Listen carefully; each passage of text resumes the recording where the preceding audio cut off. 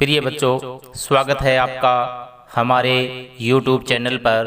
और आज हम लेकर आए हैं कक्षा 5 विषय पर्यावरण पाठ 2 परिवारों का आना जाना। पिछली वीडियो में हमने इस पाठ का अध्ययन किया था कि एक परिवार दूसरे स्थान पर जाते हैं।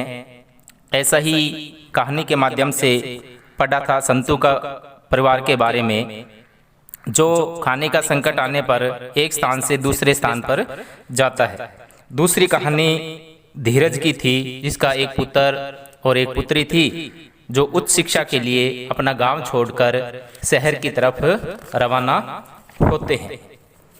तो आज हम फिर से एक कहानी के माध्यम से आगे का पाठ स्टार्ट करते हैं कि गोविंद राम का परिवार जानियाना गांव में रहता था।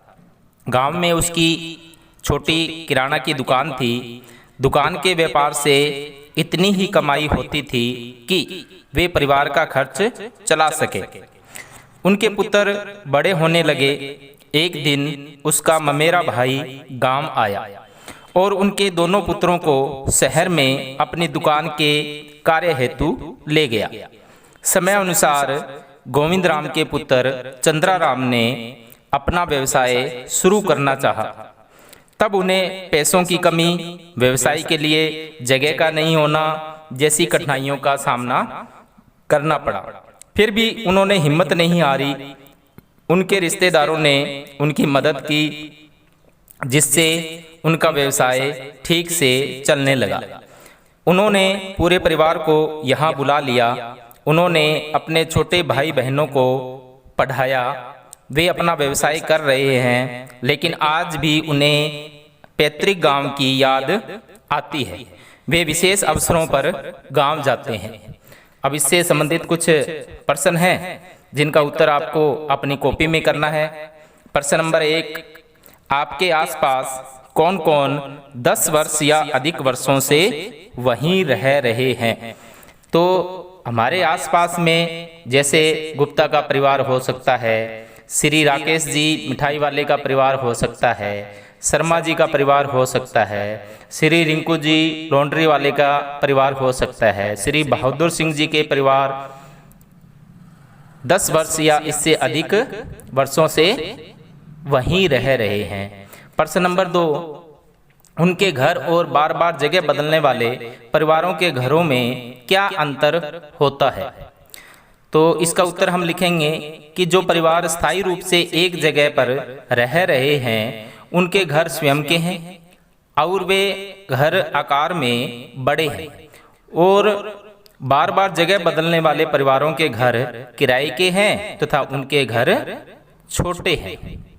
प्रश्न नंबर 3, वर्षा के मौसम में आपके आसपास के किन किन परिवारों के लोग खेती के लिए घर छोड़कर खेत पर जाकर रहते हैं? तो इसका उत्तर लिखेंगे, वर्षा के मौसम में हमारे आसपास संतु का परिवार, विक्रम का परिवार, चंद्रपाल का परिवार तथा रामू का परिवार खेती के लिए घर छोड़कर खेत पर जाकर रहते हैं।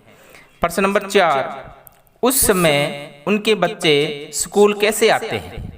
तो उस समय परिवार का कोई भी बड़ा सदस्य बच्चों को स्कूल छोड़ने जाता है या ऐसे समय उनके बच्चे स्कूल नहीं आते हैं? प्रश्न नंबर 5, उनका जरूरी सामान कौन लाता है? तो उनके घर की महिलाएं तथा घर के बुजुर्ग उनका जरूरी सामान लाते हैं या वे किसी बाजार जाकर आने वाले व्यक्ति से मंगवा लेते हैं? तो आगे अपने पाठ स्टार्ट करते हैं कि डूंगरपुर जिले का एक कस्बा गलियाकोट, जहां पीर फखरुद्दीन की विश्व प्रसिद्ध दरगाह, शीतला माता का मंदिर, स्थापत्य कला के बेजोड़ नमूने वाले जैन मंदिर व सोमनाथ मंदिर है। यह डूंगरपुर जिले में है। गुजरात राज्य में कडाना बांध बनने से यह डूब क्षेत्र में आ गया। बरसात के दिनों में कस्बे में पानी भरने लगा, अतः सरकार ने यहाँ के लोगों को नई जगह बनाकर दिए, स्कूल, अस्पताल आदि सुविधाएं दी। इसे आज पुनर्वास कॉलोनी के नाम से भी जाना जाता है, लेकिन कई लोग आज भी अपने खेत खलिहान न छोड़ने के कारण वहीं बसे हैं। अब इससे संबंधित कुछ प्रश्न हैं जिनका उत्तर आपको कॉपी में करना है। प्रश्न नंबर 1, बांध बनने के कारण लोगों को घर क्यों छोड़ना पड़ा होगा? तो इसका उत्तर लिखेंगे कि बांध बनने के कारण काफी जमीन डूब क्षेत्र में आ जाती है, इस कारण लोगों को घर छोड़ना पड़ा होगा। प्रश्न नंबर 2, बांध क्यों बनाए जाते हैं? तो इसका उत्तर लिखेंगे पेयजल एवं सिंचाई की व्यवस्था करने तथा बिजली बनाने के लिए बांध बनाए जाते हैं। प्रश्न नंबर 3, यदि आपको एक नई जगह बसाने की जिम्मेदारी दी जाए तो आप लोगों को वहां क्या क्या सुविधाएं देने की कोशिश करोगे? तो इसका उत्तर हम लिख सकते हैं, यदि मुझे एक नई जगह बसाने की जिम्मेदारी दी जाए तो मैं लोगों को वहां मकान, पेयजल, सिंचाई के साधन, विद्यालय, प्राथमिक स्वास्थ्य केंद्र, पार्क, सड़क सुविधाएं आदि देने की कोशिश करूंगा। अब इससे पाठ खत्म हो चुका है। इससे संबंधित कुछ प्रश्न है जिनका उत्तर आपको करना है। प्रश्न नंबर 1, क्या आपने गांव शहर में कुछ लोग ऐसे भी हैं जो तंबू या तिरपाल का घर या गाड़ियों को ही अपना घर बनाकर रहते हैं? तो इसका उत्तर हम हाँ में लिख सकते हैं कि हमारे गांव में भी कुछ ऐसे लोग हैं जो तंबू या तिरपाल का घर या गाड़ियों को ही बनाकर रहते हैं। ऐसे कितने लोग हैं? तो हमारे गांव में जितने लोग हैं 10 या 15, तो उतने हम लिख सकते हैं। ये क्या क्या काम करते हैं? तो ये क्या क्या काम करते हैं, जैसे गाड़ियाँ लुहार होते हैं, ये अस्थायी रूप से बसते हैं। तो ये जैसे लोहे का सामान बनाना है और घर में जो लोहे का सामान हम उपयोग करते हैं तो लगभग वो सामान वो बनाते हैं। इनके बच्चे कहाँ पढ़ते हैं? तो इनके बच्चे चल स्कूलों में पढ़ते हैं, अथवा ऐसा भी होता है कि वे कहीं नहीं पढ़ते हों। प्रश्न नंबर 5, इन लोगों के विस्थापन के कारण क्या क्या कारण हो सकते हैं?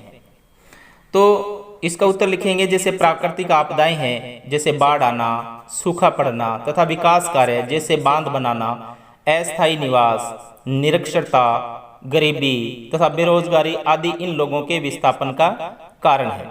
इसके अतिरिक्त जैसे गाड़ियाँ लोहार जैसे लोग परंपरा से ही विस्थापित होते रहते हैं।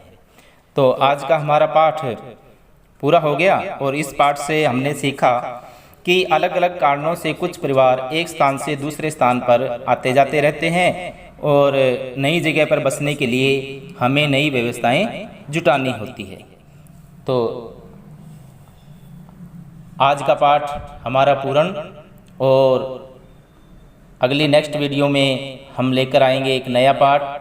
तब तक के लिए धन्यवाद।